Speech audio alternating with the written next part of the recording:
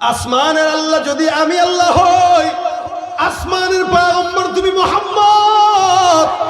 জমিনের আল্লাহ যদি আমি আল্লাহ হই, জমিনের পয়গম্বর তুমি মুহাম্মদ। সমুদ্রের আল্লাহ যদি আমি আল্লাহ হই, সমুদ্রের পয়গম্বর তুমি মুহাম্মদুর রাসূলুল্লাহ। সমস্ত দুনিয়ার জমিনে যত জায়গায় আমি আল্লাহর রুবুবিয়ত আছে, সারা দুনিয়ার জমিনে তত জায়গায় একমাত্র তুমি পয়গম্বরের নবুবিয়ত আছে। এ মুসলমান খুব বুঝবেন, আল্লাহ পাক রব্বুল আলামিন বলেন যেখানে এই দৃষ্টি যায়, যেখানে আমি আল্লাহ, সেদিকে আমার পয়গম্বর মুহাম্মদুর রাসূলুল্লাহ। আল্লাহ পাক রব্বুল আলামিন বলেন মা আরসালনাকা ইল্লা রাহমাতাল লিল আলামিন। একমাত্র মুসলমানদের জন্য আমি পয়গম্বরকে রহমত বানাই নাই। আসমানের জন্য পয়গম্বর রহমত, জমিনের জন্য পয়গম্বর রহমত, পাহাড়ের জন্য পয়গম্বর রহমত, সমস্ত দুনিয়াবাসীর জন্য আল্লাহর নবী রহমত। শুধু মানুষ কেন, জিন্নাতের জন্য আমার পয়গম্বর রহমত। শুধু জিন্নাত কেন, ফিরিস্তাদের জন্য আমার পয়গম্বর রহমত। শুধু ফিরিস্তা কেন, খেজুর গাছের জন্য আমার নবী রহমত। খেজুর গাছ কেন, সমস্ত গাছপালার জন্য আমার পয়গম্বর রহমত। শুধু গাছপালা কেন, আসমানের মেঘের জন্য আমার পয়গম্বর রহমত। শুধু আসমানের মেঘ কেন, আসমানের চন্দ্রের জন্য আমার পয়গম্বর রহমত। আল্লাহ পাক রব্বুল আলামিন বলেন আসমানের ভিতরে আমি আল্লাহ পাক রব্বুল আলামিনের গোলামি চলে, জমিনের ভিতরে আমি আল্লাহ পাক রব্বুল আলামিনের গোলামি চলে, পাহাড়ের ভিতরে আমি আল্লাহ পাক রব্বুল আলামিনের গোলামি চলে। জিন্নাত, ফেরেশতা, ইনসান, নবমণ্ডল, ভূমণ্ডল, সাত আসমান, সাত জমিন, গ্রহ নক্ষত্র যা কিছু আছে সব কিছু একমাত্র আমি আল্লাহর আদেশে চলে। সব কিছুর মালিক আমি আল্লাহ। সারা দুনিয়ার জমিনের ভিতরে যেদিকে নজর যায়, আল্লাহ পাক রব্বুল আলামিন বলে হে দুনিয়ার মানুষ, আসমানের দিকে যদি তাকাও, আসমানের মালিক কে? জমিনের দিকে যদি তাকাও, জমিনের মালিক কে? সারা দুনিয়ার জমিনের মালিক একমাত্র আল্লাহ রব্বুল আলামিন বলেন যত জায়গায় আমি আল্লাহর গোলামি আছে, এ পয়গম্বর মুহাম্মদুর রাসূলুল্লাহ সাল্লাল্লাহু আলাইহি ওয়াসাল্লাম, আমি রব্বুল আলামিন বললাম যারা সারা দুনিয়ার জমিনের আল্লাহ আমি, আর সারা দুনিয়ার জমিনের পয়গম্বর তুমি মুহাম্মদুর রাসূলুল্লাহ। আসমানের আল্লাহ যদি আমি আল্লাহ হই, আসমানের পয়গম্বর তুমি মুহাম্মদ। জমিনের আল্লাহ যদি আমি আল্লাহ হই, জমিনের পয়গম্বর তুমি মুহাম্মদ। সমুদ্রের আল্লাহ যদি আমি আল্লাহ হই, সমুদ্রের পয়গম্বর তুমি মুহাম্মদুর রাসূলুল্লাহ। সমস্ত দুনিয়ার জমিনে যত জায়গায় আমি আল্লাহর রুবুবিয়ত আছে, সারা দুনিয়ার জমিনে তত জায়গায় একমাত্র তুমি পয়গম্বরের নবুবিয়ত আছে। এ মুসলমান খুব বুঝবেন, আল্লাহ পাক রব্বুল আলামিন বলেন যেখানে এই দৃষ্টি যায়, যেখানে আমি আল্লাহ, সেদিকে আমার পয়গম্বর মুহাম্মদুর রাসূলুল্লাহ। আল্লাহ পাক রব্বুল আলামিন বলেন মা আরসালনাকা ইল্লা রাহমাতাল লিল আলামিন। একমাত্র মুসলমানদের জন্য আমি পয়গম্বরকে রহমত বানাই নাই। আসমানের জন্য পয়গম্বর রহমত, জমিনের জন্য পয়গম্বর রহমত, পাহাড়ের জন্য পয়গম্বর রহমত, সমস্ত দুনিয়াবাসীর জন্য আল্লাহর নবী রহমত। শুধু মানুষ কেন, জিন্নাতের জন্য আমার পয়গম্বর রহমত। শুধু জিন্নাত কেন, ফিরিস্তাদের জন্য আমার পয়গম্বর রহমত। শুধু ফিরিস্তা কেন, খেজুর গাছের জন্য আমার নবী রহমত। খেজুর গাছ কেন, সমস্ত গাছপালার জন্য আমার পয়গম্বর রহমত। শুধু গাছপালা কেন, আসমানের মেঘের জন্য আমার পয়গম্বর রহমত। শুধু আসমানের মেঘ কেন, আসমানের চন্দ্রের জন্য আমার পয়গম্বর রহমত। যেদিকেই তাকাবেন সেদিকেই পয়গম্বর নবী রহমত। এই কারণে আল্লাহ পাক রব্বুল আলামিন সমস্ত পয়গম্বরদেরকে একভাবে ডাকলেন, মুহাম্মদুর রাসূলুল্লাহকে অন্যভাবে ডাকলেন। কোরআনের ভিতরে আল্লাহ পাক রব্বুল আলামিন অন্যান্য নবীদেরকে ডাক দেয়। আল্লাহ পাক বলেন ইয়া মূসা লা তাখাফ, হে মূসা পয়গম্বরকে রব্বুল আলামিন কোরআনের ভিতরে নাম ধরে ধরে ডাকেন। রব্বুল আলামিন ঈসা পয়গম্বরকেও নাম ধরে ডাকেন। আল্লাহ পাক রব্বুল আলামিন বলেন ইয়া জাকারিয়া ইন্না নুবাশশিরুকা বিগুলাম, রব্বুল আলামিন এই জায়গায় ডাক দিয়া বলেন হে জাকারিয়া, ওখানে ডাক দিয়া বলেন হে মূসা, আরেক জায়গায় বলেন ইয়া ইয়াহইয়া খুযিল কিতাবা বিকুওয়া। অর্থাৎ ইয়াহইয়াকেও আল্লাহ পাক রব্বুল আলামিন নাম ধরে ডাকেন, জাকারিয়াকেও নাম ধরে ডাকেন, মূসা পয়গম্বরকেও নাম ধরে ডাকেন। ওয়া ইব্রাহিমা ওয়া ইসমাঈলা ওয়া যাল কিফল, ইব্রাহিম পয়গম্বরকে নাম ধরে উল্লেখ করেন, ইসমাইল পয়গম্বরকে নাম ধরে ডাকেন। সমস্ত পয়গম্বর আদম থেকে শুরু করে ইয়াহইয়া ঈসা পর্যন্ত যত নবী রাসূল দুনিয়ার জমিনে আসছে সমস্ত পয়গম্বরকে রব্বুল আলামিন নাম ধরে ধরে উল্লেখ করে। কিন্তু মুহাম্মদুর রাসূলুল্লাহর বেলায় যখন রব্বুল আলামিন আসলেন, আল্লাহ পাক বলেন সাধারণ কোন নবী না, আমার পয়গম্বরকে আমি আল্লাহ পাক সাধারণ কোন নাম দিয়া নয়, বরং ডাকলাম সম্মান দিয়া, ইয়া আইয়ুহান নবী। সুবহানাল্লাহ। অন্যদেরকে আল্লাহ পাক নবী বলে ডাকেন, অন্যদেরকে আল্লাহ পাক নাম ধরে ডাকেন, অন্য সমস্ত নবীদেরকে নাম ধরে মূসা, ঈসা, ইব্রাহিম, কিন্তু আমার পয়গম্বরকে বলে হে নবী। আল্লাহ পাক রব্বুল আলামিন যেখানে কোরআনের সূরা ফাতিহা থেকে নিয়ে নাস পর্যন্ত যত জায়গায় পয়গম্বরকে আল্লাহ পাক নাম ধরে উল্লেখ করেন, একটা জায়গাতেও শুধু নাম ধরে উল্লেখ করেন নাই। একটা মানুষও দেখাইতে পারবে না পয়গম্বরকে শুধু মুহাম্মদ বলে উল্লেখ করেছেন। যেখানেই নবীকে আল্লাহ পাক রব্বুল আলামিন মুহাম্মদ বলেছেন, ওই জায়গাটায় মুহাম্মদের পাশাপাশি লকবটাও লাগায় দিয়া বলেন রাসূলুল্লাহ। চেয়ারম্যানকে মানুষরা চেয়ারম্যান সাহেব বলে ডাকে কেন? বলে সম্মানটা যেন বজায় থাকে। আল্লাহ পাক রব্বুল আলামিন পয়গম্বরকে সম্মান বজায় রাখেন কেন? বলে সারা দুনিয়ার জমিনের সেরা বাদশা পয়গম্বর মুহাম্মদ, অন্য নবী আর আমার নবী এক হতে পারে না।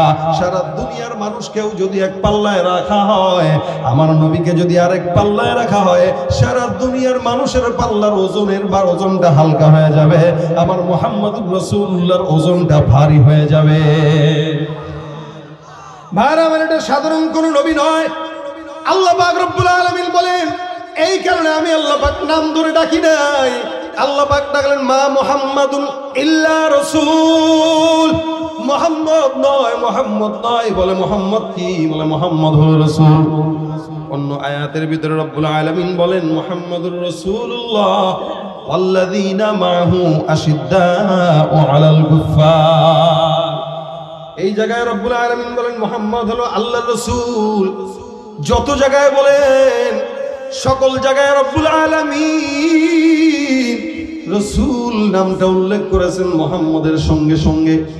অন্য আয়াতের ভিতরে আল্লাহ পাক অন্য জায়গায় বলেন মা কানা মুহাম্মাদুন আবা আহাদিম মির রিজালিকুম ওয়ালাকিন রাসূলুল্লাহি ওয়া খাতামান নাবিয়্যিন। এখানে রব্বুল আলামিন বলে মুহাম্মদ তোমাদের কোন পুরুষের বাবা নয়। মুহাম্মদের পরিচয় কি জানো? আল্লাহ পাক রব্বুল আলামিন বলেন মুহাম্মদের পরিচয় আমি আল্লাহ তুলে ধরলাম। মুহাম্মদ তোমাদের কোন পুরুষের পিতা নয়। মুহাম্মদের পরিচয় ওয়ালাকিন রাসূলুল্লাহ, মুহাম্মদ হলো আল্লাহর রাসূল। মুহাম্মদের 2 নাম্বার পরিচয় হলো ওয়া খাতামান নাবিয়্যিন। দুনিয়ার জমিনে আমি আল্লাহ পাক রব্বুল আলামিন শেষ নবী হিসেবে পাঠাইলাম। এই নবীর পরে আর কোন নবী আসার সম্ভাবনা নাই। কেউ যদি দাবি করে বা স্বীকার করে তারা মুসলমান নয়, তারা কাফের। ঠিক কিনা? আল্লাহ পাক রব্বুল আলামিনের হাবিব বলেন সমস্ত দুনিয়ার জমিনের সকল নবীদের ভিতরে আমি নবীর উদাহরণটা সেটার মতো। আল্লাহ পাক রব্বুল আলামিন নবুয়তের একটা দেয়াল তৈরি করলেন, এক এক করে ইট আল্লাহ পাক রব্বুল আলামিন লাগাইলেন। তার মানে এক একজন নবীকে রব্বুল আলামিন দুনিয়ার জমিনে পাঠাইলেন, একটা ইট করে লেগে গেল, আর একটা ইট নবী পাঠাইলেন, আর একটা ইট লেগে গেল। এমন করতে করতে সব ইট লাগানো শেষ, কিন্তু একটা মাত্র ইট মাঝখানে বাকি। বলে ওই দেয়ালটা যেমন পরিপূর্ণ, আমার রব্বুল আলামিন ওই পরিপূর্ণ দেয়ালটা করার জন্য আমি রাসূলকে মাঝখানে সুন্দর করে ইটটা বসায় দিলেন। তার মানে দেয়ালটা পরিপূর্ণ হয়ে গেছে, এখন কোনো ইটার দরকার নাই। অর্থাৎ কিয়ামত পর্যন্ত আর কোনো নবী আসার সম্ভাবনা নাই। যদি দুনিয়ার জমিনে কোন নবী আসতো, আমার পরের নবীটাই হয়তো আমার সাহাবী ওমর। সুতরাং আমার পরে কোনো নবী নাই, আনা খাতামুন নবিয়্যিন লা নাবিয়্যা বাদি, আমি শেষ নবী, আর কোনো নবী নাই। কেউ যদি নবী দাবি করে আর কেউ যদি স্বীকার করে, এরা কি মুসলমান না কাফের? কি হবে? শেষ নবীজির উম্মত বলে দাবি করে যদি ওই নবীর চেয়ার কাদিয়ানীরা দখল করে। নবীজির জন্য যদি রক্তের বহে নদী, নবীজির জন্য যদি রক্তের বহে নদী, তবুও হটব না এই দাবি থেকে। কি হবে বেঁচে থেকে অযথা বিদ্যা শিখে যদি না গড়তে পারি শোষণবিহীন সমাজটাকে? কি হবে আলেম হয়ে ইমাম সেজে সমাজেতে পারো যদি সত্য কথা উচ্চ স্বরে না বলিতে? আরে চাকরির ভয় করো যদি ছেড়ে দাও ওই না গদি, চাকরির ভয় করো যদি ছেড়ে দাও ওই না গদি। কি হবে ধোঁকা দিয়ে আল্লাহকে, কি হবে বেঁচে থেকে অযথা বিদ্যা শিখে যদি না করতে পারি শোষণবিহীন সমাজটাকে? ঠিক কিনা জোরে কোন? রাসূলের পরে কোন নবী আসবে না, কি জোরে কোন? এ মুসলমান, আমার পয়গম্বর শেষ নবী। আল্লাহ পাক রব্বুল আলামিন যদিও পয়গম্বরকে সবার শুরুতে আল্লাহ পাক নির্বাচন করেছেন, মাগার পাঠাইছেন সবার পরে। ঠিক কিনা? নির্বাচন হয়েছেন সবার আগে। হাদিসে আল্লাহ পাক রব্বুল আলামিন বলেন, পয়গম্বর বলেন, ইন্না আউওয়ালা মা খালাকাল্লাহুল কলম সুম্মা ক্বালা লাহু উকতুব ফাজারা ফি তিলকাস সাআতি কাইনুন ইলা ইয়াউমিল কিয়ামা। দুনিয়া যখন সৃষ্টি হয় নাই 50,000 বছর আগে আল্লাহ পাক রব্বুল আলামিন একটা কলম বানাইলেন। ওই যে কোরআনের ভিতর রব্বুল আলামিন কসম খান, নুন ওয়াল কলামি ওয়া মা ইয়াসতুরুন। আল্লাহ পাক রব্বুল আলামিন বলেন, কলমের কসম, কলম যা যা লিখেছে তার কসম। অর্থাৎ কলম কি লিখলো? দুনিয়ার জমিনটা সৃষ্টি হওয়ার 50,000 বছর আগে রব্বুল আলামিন একটা কলম বানাইলেন। কলমটাকে ডাক দিয়া বললেন, কলম তুমি লেখো। কি লিখবো? সারা দুনিয়ার নিজাম কিয়ামত পর্যন্ত যা যা ঘটবে সব লিখে দাও। অর্থাৎ আজকের মাহফিলে আপনারা যারা আসবেন এটাও লিপিবদ্ধ হয়ে গেছে, আমি আসবো এটাও লিপিবদ্ধ হয়ে গেছে। সুতরাং আল্লাহ পাক রব্বুল আলামিন সারা দুনিয়া সৃষ্টি করার আগে পয়গম্বরকে যে শেষ নবী বানাবেন এটাই সবার আগে নির্বাচন করেছেন। কিন্তু সবার পরে দুনিয়ার জমিনে আল্লাহ পাক প্রেরণ করেছেন। এটা আল্লাহ পাকের নিজাম। দেখেন, আজকের মাহফিলে আমি হইলাম প্রধান বক্তা, আমাকে নির্বাচন করেছেন কি সবার পরে না আগে? বলেন তো। সবার আগে নির্বাচন করেছেন, সবার আগে। তার মানে ইনার ডেটটা আগে নেওয়ার পরে অন্যদেরকে দাওয়াত দেওয়া লাগবে। উচিত তো ছিল, নির্বাচন যেহেতু সবার আগে করছেন, বসানো সবার আগে দরকার ছিল। আসরের পরে বসায় দিতেন, মানুষ এতগুলা থাকতো নি। যদি মাগরিবের পরে বসাই দেন থাকতো নি। কেন? বলে প্রধান বক্তার নিজামটাই হলো সবার শেষে বসবে, কিন্তু নির্বাচন হবে সবার। এই সব নবীরা হলো বিশেষ বক্তা, প্রধান বক্তা মুহাম্মদুর রাসূলুল্লাহ। সূরা বলেন সুবহানাল্লাহ। আরে যদি প্রধান বক্তাকে আগে পাঠায় দেয় তাহলে তো উম্মতটা জান্নাতি পর্যন্ত যেতে পারবে না।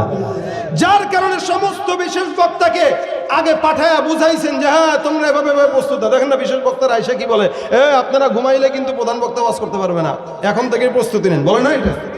যার কারণে আদম পয়গম্বরের কথা ছিল, হ্যাঁ আল্লাহকে মানো, নূহ পয়গম্বর আল্লাহকে মানো, এমক পয়গম্বর আল্লাহকে মানো। সবাই আল্লাহর কথা বলে আগে প্রস্তুত নেওয়া দিছে যে একজন আল্লাহ আছে, মানতে হলে তাকেই মানা লাগবে। ফিনিশিং দিছে প্রধান বক্তা মুহাম্মদুর রাসূলুল্লাহ। হয়তো মানবি নয়তো কল্লা যাবে। ফিনিশিং দিছে কে? মুহাম্মদুর রাসূলুল্লাহ। হয়তো মানবি নয়তো কল্লা যাবে। দুনিয়াতে থাকতে হলে একমাত্র আল্লাহর গোলামি করা লাগবে। এই প্রধান বক্তারা সবার শেষে পাঠাইলেন কেন? যে প্রধান বক্তা সবার শেষে বয়ান করবে কোরআন থেকে। ওই কোরআনটা নিয়ে প্রধান বক্তার আখিরি জামানার নবীর উম্মতে মুহাম্মাদিরা আল্লাহর কোরআন নিয়ে জান্নাত পর্যন্ত যেন চলতে পারে। সুবহানাল্লাহ। নির্বাচন হয়েছে সবার আগে, বসেছেন সবার পরে। এটা আল্লাহ পাকের নিজাম, যার কারণে দুনিয়ার নিজাম এটা। কত বরকতময় নবী, খুব বুঝবেন খেয়াল করে। আল্লাহ পাক রব্বুল আলামিন রাসূলকে এমন সম্মান দিলেন, মুজিজার নবী বানাইলেন। আসমানের জন্য পয়গম্বর নবী রহমত, মা আরসালনাকা ইল্লা রাহমাতাল লিল আলামিন। একটা পশু পাখির জন্য আমার নবী রহমত, যার কারণে আসমানের মেঘ পর্যন্ত পয়গম্বর যেখান দিয়ে হাঁটে ওই জায়গায় ছায়া দান করে। আপনার ছায়া দিবে নাকি? দিবে। কিন্তু আল্লাহর রাসূল যেখানে হাঁটতেন ছোটবেলা থেকে, দুধমা হালিমা সাদিয়া বলেন আমি নিজে দেখছি রাসূল হাঁটতেছে তো আল্লাহ পাক আসমানের একটা মেঘ রাসূলের উপরে লাগায় দিয়েছে ছায়া দান করার জন্য। আস্তে কয় আল্লাহু আকবার। আসমানের মেঘের জন্য নবী রহমত। নবী খালি ইশারা করছে এই চন্দ্র দুখণ্ডিত হয়ে যা। এরা বিশ্বাস করে না আমি যে নবী, একটু দেখায় দে। আল্লাহ নবী ইশারা করতে দেরি, চাঁদ দুখণ্ডিত হইতে দেরি হয় না। এটা হচ্ছে আমার নবীর পাওয়ার। আব্দুল্লাহ ইবনে আব্বাস মাসউদ রাদিয়াল্লাহু তাআলা আনহু, আব্দুল্লাহ ইবনে মাসউদ রাদিয়াল্লাহু তাআলা আনহু একবার বিশাল বড় চারণ ভূমিতে ছাগল চরানোর জন্য গেলেন। তখন বাচ্চা ছাগল চড়াইতেছেন, অনেকগুলো ছাগলের পাল নিয়ে উনি গাছের নিচে বসা। আব্দুল্লাহ ইবনে মাসউদ রাদিয়াল্লাহু তাআলা আনহু তখনও ইসলাম কবুল করেন নাই। উনি বলে আমি গাছের নিচে বসা, হঠাৎ করে তাকায় দেখি দুইজন আগন্তুক যুবক সামনে আগায় আসে। হঠাৎ করে দুইজন লোক আমার সামনে এসে ডাক দিয়া বলে ভাই আমরা ক্ষুধার্ত, দয়া করে একটু ছাগলের দুধ যদি দোহাও, আমাদেরকে যদি একটু মেহমানদারি করাও, তোমার জন্য দোয়া করব। আব্দুল্লাহ ইবনে মাসউদ বাচ্চা মানুষ চিন্তা করলেন এরা তো মেহমান মানুষ, এদেরকে খাওয়াইলে তো ভালোই হয়, সওয়াবের কাজ, কিন্তু খাওয়াইতে পারবো না কারণ ছাগলের মালিক আমি না। ছাগলের মালিক অন্যজন, যদি খাওয়াইতে হলে তার কাছে জবাব দিব কি? দেখেন মুসলমান না হইলেও ভিতরে কিন্তু আল্লাহর ভয়, মুসলমান না কিন্তু আল্লাহর ভয় আছে। তার মানে তারাও আল্লাহকে মানত, কিন্তু পার্থক্য ছিল আল্লাহর সঙ্গে অন্যকে শরীক করত। এটা ছিল পার্থক্য। এই দুইজন লোক ডাক দিয়ে আব্দুল্লাহ ইবনে মাসউদকে বলতেছেন, খুব বুঝেন, আব্দুল্লাহ ইবনে মাসউদকে বলতেছেন তুমি আমাদেরকে একটু ছাগল থেকে দুধ দহন করে খাওয়ায় দাও। আব্দুল্লাহ ইবনে মাসউদ বলে দয়া করে মাফ করবেন, যাই বলেন না কেন খাওয়াইতে পারবো না, কারণ এই ছাগল আমার না, এটার মালিকও আমি না। আচ্ছা ছাগলই না তোমার না, কিন্তু আমাদেরকে যদি খাওয়াও কেউ কি দেখবে? কেউ না দেখলেও বিবেক তো আছে, আর উপরওয়ালা তো একজন আছে। কিভাবে পারি? আমাদের দেশের মানুষরা যদিও কেউ না দেখলেও মনে করে, ঘুর যখন খায় টেবিলের তল দিয়ে খায় আর মনে করে কেউ দেখে নাই, এমনি এমনি নিয়ে এমনি দেখেন। হ্যাঁ আছে না? কি বুঝছেন না বুঝছেন আপনারা জানেন, কিন্তু আমাদের দেশে ঘুষটা এমনি খাওয়া হয়, ঠিক না? খায় তো খায়, যদি বলেন কি খাইলেন, ভাই এটা আমি ঘুষ খাই নাই, আমার খুশি হয়ে হাদিয়া দিছে। কি দিছে? হাদিয়া, বকশিস, বকশিস দিছে, সম্মানী দিছে। হ্যাঁ এই হাদিয়া বকশিস, কেউ যদি হাদিয়া দেয় সেটা ইচ্ছাকৃত দিবে, আর যেটা ইচ্ছাকৃত চায় না ওটা হাদিয়া না, ওটা সাদিয়া। কি ওইটা? সাদিয়া। এখন তো ঘুষ খাইতেছে আবার নাম পাল্টাই দিতেছে, গিফট অথবা বকশিস। সুদ খাচ্ছে নাম পাল্টাই দিচ্ছে। কি সুদের নাম কি বলেন তো? মাশাআল্লাহ আপনারা জানেন, ইন্টারেস্ট। এই যে আরেকটা নাম বলছেন কি? মুনাফা। আরবি নাম লাগাই দিচ্ছে তো মনে করছে আরবি লাগাইলেই সব জায়েজ, কুল্লু হালাল। আরবি নাম লাগাইছে না মুনাফা, সব জায়েজ, সব জায়েজ। তা আমি আপনাদেরকে বলবো, আপনারা এই সমস্ত মানুষ যারা আছে, যারা হালাল হারামকে নাম পাল্টায়া হালাল বানায় খায়, হারামকে নাম পাল্টায়া হালাল বানায় খায়, এদেরকে আপনারা পেট খারাপ কারো যদি হয়, ওর থেকে কিছু জিনিস নিয়ে আরে ডাইল মনে করে খাওয়াই দিব। বুঝেন নাই? এটা হারাম তো, কিন্তু ডাইল মনে করে তুই খা, যা তোর লেগে যায়, কারণ তুই ওইটার চাইতে এটা খা, ঘুষের চাইতে এটা ভালো আছে, এটা খা, তারপরে এটা ভালো। এরপরে ঘুষ খান। আমাদের সমাজে হালালটা হারাম মনে করে খায়, আবার হারামটা হালাল মনে করে খায়। যাই করেন না কেন দিন শেষে কিন্তু একটা জিনিস আপনাকে মাথায় রাখতে হবে, কেউ না দেখলেও আসমান থেকে মালিক কিন্তু ভিডিও করে। করে না? আরে এরা ঘুমায়, করে না? একটা সমাজে সিসি ক্যামেরার ফুটেজ, আপনার আকামের কোনো সিসি ক্যামেরার ফুটেজ যদি বের হয়, 10 লাখ টাকা দিয়ে হলেও সেটার বন্ধ করার চেষ্টা করেন, ইজ্জত বাঁচানোর জন্য। কিন্তু কিয়ামতের ময়দানে ঘুষটা কারা দিবেন? কম তো কোন ফেরেশতারা নিবে ঘুষ? পিডা একদম উতালে বদলে। এখন এই বেচারা আব্দুল্লাহ ইবনে মাসউদ রাদিয়াল্লাহু তাআলা বলেন, আল্লাহ কিন্তু দেখতেছে, দয়া করে আমি আপনাদেরকে মেহমানদারি করাইতে পারতেছি না। দুইজন লোক ডাক দিয়া বলতেছে, তোমার ছাগলের দুধ যেগুলো হচ্ছে এগুলোর থেকে দুধ যদি না খাওয়াও আপত্তি নাই, এখন এমন একটা ছাগল থেকে যদি আমি দুধ খাই যেই ছাগলের দুধই হয় নাই, তাহলে আপত্তি আছে? আব্দুল্লাহ ইবনে মাসউদ বলেন, ফাইজলামি করেন না, যেই ছাগলের পিস্তনি হয় না এটা দুধ দিবে কেমনে? আপনাদেরকে যদি বলি ভাই এই বাসটা আমার দেন, আমি এই বাসে গাড়ি বানাবো, এটার উপরে চড়বো, ঢাকায় যাবো, আর আপনি করবেন পাগল না, এটা পুরো তার ছিল, যা দিলাম তোরে, খা, তুই ঢাকায় যা, ভিক্ষা করে খা নাকি। আব্দুল্লাহ ইবনে মাসউদ উনি দুইজন বলতেছেন, তুমি এমন একটা ছাগল দাও, এটা হাদিসের ঘটনা, এমন একটা ছাগল দাও যেই ছাগলের স্তন হয় নাই, ছোট 6 মাসের বা 8 মাসের এরকম ছাগল, এই ছাগল দেওয়ার পরে এটা মেয়েও হওয়া দরকার নাই, এটা পাঠা হোক, সমস্যা নাই। সুবহানাল্লাহ। কি বলতেছে? মেয়ে হওয়া দরকার নাই, পাঠাও যদি হয় দাও, যদি ওইটার থেকে দুধ খাই তাহলে কি কোনো আপত্তি আছে? কয় যদি খাইতে পারেন খান। কথাটা কি যুক্তির না? যদি খাইতে পারেন খান, দিয়ে দিলাম, নেন। কয় যাও নিয়ে আসো, তুমি তোমার হাত থেকে বেঁচে দাও। তো সুন্দর একটা ছাগল নিয়ে আইসা দিলেন, দিয়া বলতেছেন এই যে নেন, আপনার কাছে দিলাম, এবার আপনার জন্ম আছে, আপনার দুধ যদি সারা জিন্দেগি বার খান, খান তো। কি কয় পাগলের মতো, স্তনই নাই, দুধ হবে কেমনে? দুইজন যুবক, এরা যে কারা আব্দুল্লাহ ইবনে মাসউদ জানে না, কারণ কোনোদিন দেখে নাই। দুইজনের ভিতরে একজন ছিলেন মুহাম্মদুর রাসূলুল্লাহ সাল্লাল্লাহু আলাইহি ওয়াসাল্লাম, আর রাসূলের সঙ্গে আরেকজন যিনি ছিলেন তিনি হলেন সিদ্দিক আকবর আবু বকর। দুইজন একসঙ্গে একজন একজনকে ডাক দিয়া বলে, আব্দুল্লাহ ইবনে মাসউদ তাকা তাকা হাসে, কত পাগল, দেখ ছাগলের দুধ নেই বলে খাইলো, দেখ খান খান খান আপনারা খান। রাসূল সাল্লাল্লাহু আলাইহি ওয়াসাল্লাম বলেন, আবু বকর পাত্র একটা নাও, পাত্র দুধ দহন করার জন্য তৈয়ার। সিদ্দিক আকবর জানে তো রাসূল করিম সাল্লাল্লাহু আলাইহি ওয়াসাল্লাম যেই জায়গায় হাত দেয় ওই জায়গা স্মরণের জায়গা হয়ে যায়। আবু বকর সিদ্দিক পাত্র একটা নিলেন, পাত্র নেওয়ার পর পয়গম্বরকে বলে, ইয়া রাসূলুল্লাহ এই যে পাত্র আপনার কাছে দান করলাম, পয়গম্বর আপনি ছাগল থেকে দুধ বের করার ব্যবস্থা করেন। আব্দুল্লাহ ইবনে মাসউদ বলে, আমি তো লোকটারে চিনি না, কিন্তু লোকটার দিকে তাকায় থাকলাম, কেন যেন চেহারার ভিতরে মায়া, কেন যেন চেহারার ভিতরে বরকত, তার নূর ভরা। আমার দিলটা ওই লোকটাকে দেখে দিলের ভিতরে আমার মহব্বত জেগে গেছে।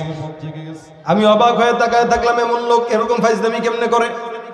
একটা ছাগল, ছোট্ট বাচ্চা, এটার থেকে দুধ বের করবে, এটা তো হাস্যকর। আল্লাহর নবী মুহাম্মদুর রাসূলুল্লাহ সাল্লাল্লাহু আলাইহি ওয়াসাল্লাম সুন্দর করে বিসমিল্লাহ বলে ওই জায়গায় একটা ফু দিয়া রাসূল হাত মোবারকটা লাগায় বলেন, আল্লাহর আদেশে তুমি স্তন হয়ে যাও, আল্লাহর আদেশে তুমি আমি পয়গম্বরের জন্য দুধ দান করো। রাসূল এই কথা বলতে দেরি, আব্দুল্লাহ ইবনে মাসউদ তাকায় দেখে আল্লাহর নবী হাত দিতে দেরি, মাগার দুধ বের হইতে দেরি হয় না। সুবহানাল্লাহ, জবান খুলে বলেন সুবহানাল্লাহ। जहाँ तक है रुबूबियत खुदा की, जहाँ तक है रुबूबियत खुदा की, वहाँ तक है रिसालत मुस्तफा की, वहाँ तक है नबूवत मुस्तफा की। अल्लाहु अकबर। আমার পয়গম্বর দোহায় অধিক দেয়াল করে সিদ্দিক পাত্র ধরে, আল্লাহর কসম আব্দুল্লাহ ইবনে মাসউদ তাকে দেখে অবাক। এই একটা ছোট্ট ছাগল, যেই ছাগলের স্তন নাই, ওই ছাগলের থেকে দুধ দহন করে দুধ বের হয়, একটু একটু করে দুধ দহন করে করে পুরো পাত্র একটা ভরে ফেলে।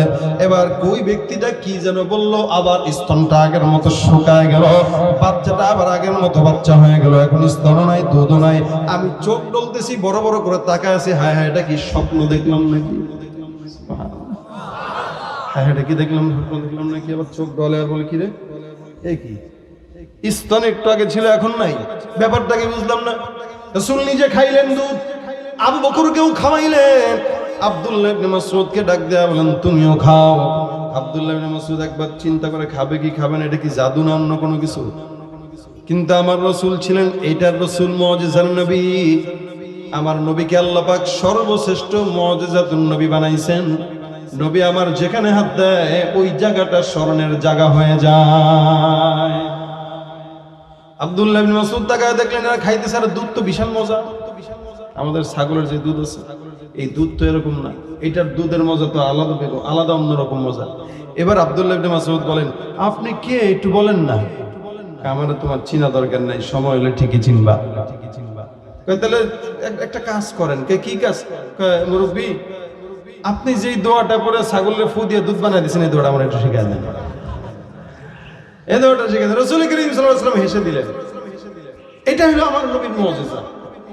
নবী এত রহমত, শুষ্ক জায়গায় হাত দিয়েছেন তো ওই জায়গা দুধে ভরপুর হয়ে গেছে। নবী যেখানে গেছেন ওই জায়গা স্বর্ণের জায়গা হয়ে গেছে। নবীর সঙ্গে যে মিশছে সে স্বর্ণের মানুষ হয়ে গেছে। সুবহানাল্লাহ। কিন্তু আমরা নবীর উম্মত হয়ে এখনো পর্যন্ত খাঁটি উম্মত হইতে পারলাম না, রাসূলের খাঁটি গোলামি করতে পারলাম না। যেই নবীকে গাছ চিনলো, মাছ চিনলো, মেঘ চিনলো, সারা জমিন চিনলো, সেই নবীকে আমরা ঠিক মতো না চিনার কারণেই কিন্তু জবানে দাড়ি উঠাইতে পারি না। মানে প্রত্যেকটা যুবক এখানে যারা মাহফিলে আসছে এরা তো দ্বীনের মহব্বতে আসছে, কিন্তু জবানে দাড়ি নাই কেন? দাবি করে ঠিকই নবীর উম্মত, কিন্তু দাবির একটা চিটে ফোটাও তার ভিতরে মানার মাত্রা নাই, যার কারণে সে দাবি করে না ওলা মুসলমান। খালি 12 রবিউল আউয়াল আসলে একটু মিলাদ করবে, এই করবে, সেই করবে, মনে করবে সব দায়িত্ব শেষ। না না, সারা জিন্দেগি রাসূলকে মানার জন্য আপনার জন্য ফরজ। রাসূলকে মানবেন, কারণ রাসূলের যা সুন্নাত, যা আদর্শ, ওটাই হলো আল্লাহ পাকের কোরআন। ঠিক কি নজরে বলেন? দাবি করে মুসলমান কিন্তু কাজে নাই। যারা নিজেদেরকে দাবি করে মুসলমান কিন্তু কাজ করে না, সুন্নাত মানে না। এ মুসলমান খাইতে গেলে বাম হাতে খায়, আছে না নাই? প্রস্রাব করে দাঁড়ায় দাঁড়ায়, এমন চিকন পায়জামা পরে বসার মতো কোনো সুযোগ নাই, দাঁড়ায় প্রস্রাব করে, আছে না নাই? এই ব্যাককলটারে বলছে কি টাকা দিয়া জেলখানার ভিতরে ঢোকার জন্য, এমন প্যান্ট পরছে, বসতে পারে না, দাঁড়ায় দাঁড়ায় প্রস্রাব করে। আর প্রস্রাবের ছিটা পরে পায়জামায় যদি নামাজের কথা বলেন বলবে হুজুর প্যান্টের সমস্যা। সারা জিন্দগি তার প্যান্টের সমস্যাই থাকে। ছোটবেলায় প্যান্টে মুততো, এখনো প্যান্টে মুতো। কি বলেন, ঠিক না? প্যাম্পাস আছে নি? প্যাম্পাস একটু অর্ডার দিবেন। তোর সাইজ কত, বয়স কত? 30। 30 কেজি বা 60 কেজি ওজনের একটা প্যাম্পাস বানা দেন। এটা প্যাম্পাসে মুতুক, তাও যেন অন্তত পায়জামাটা না পাক না করে।